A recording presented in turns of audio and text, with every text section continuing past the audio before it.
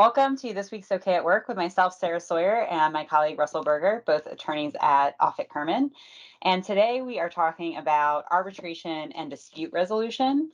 So a lot of people are familiar with the terms arbitration, mediation, dispute resolution.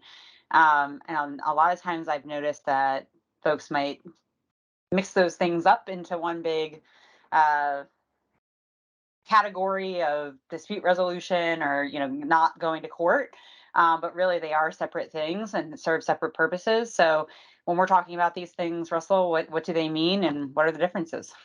So dispute resolution is anything that resolves a dispute. What we often talk about in law is alternate or alternative dispute resolution. So traditional dispute resolution is the litigation process. The ADR, as we call it, would be things like mediation and arbitration. Mediation is where you sit in a room or in these days a virtual room, and generally you have a mediator who tries to broker a deal. It's just a negotiation. You don't have to reach a deal. You're not putting your case on trial. It's just, can we reach some kind of agreement? Oftentimes the mediator engages in shuttle diplomacy, going back and forth from room to room to try to broker that kind of deal. That's generally mediation.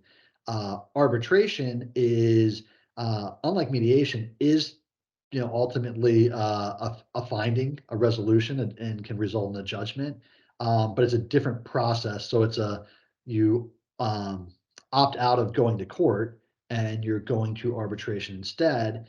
There are benefits to arbitration. Usually, it's faster. It can be less expensive. It's can be confidential. There's perks to it. Oftentimes, arbitrators are known to kind of split the baby and be a little more middle grounded in their approach. But there's also drawbacks to arbitration as well.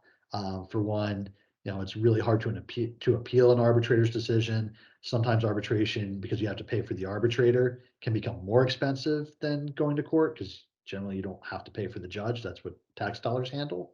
Um, and arbitration has to be agreed to.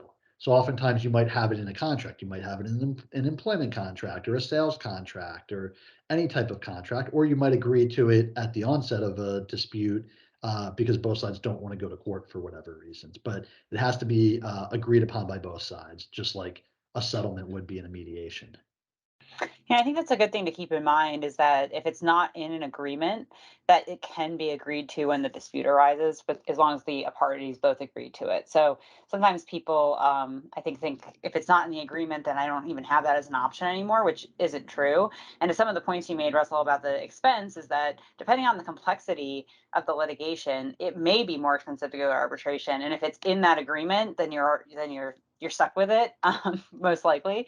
So something to consider there and really something to be thoughtful about before putting it in any agreements and not just putting it in there because it's something you heard about and you think it's cool and you want to try it out.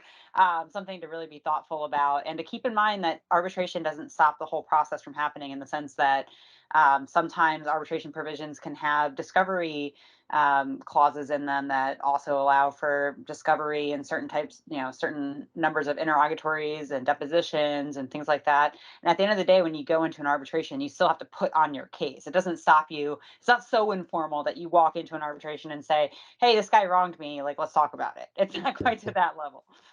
The point is that it's a strategic decision and it shouldn't be taken lightly. You shouldn't just, oh, it's boilerplate in the contract, cool, I'll include it or cool, I'll exclude it.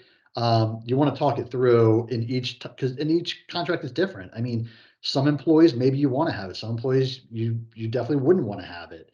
Same thing for transactions or in other places. So it's really something to be thoughtful about because it can have a lot of different consequences, and you want to know what you're signing up for or skipping out on.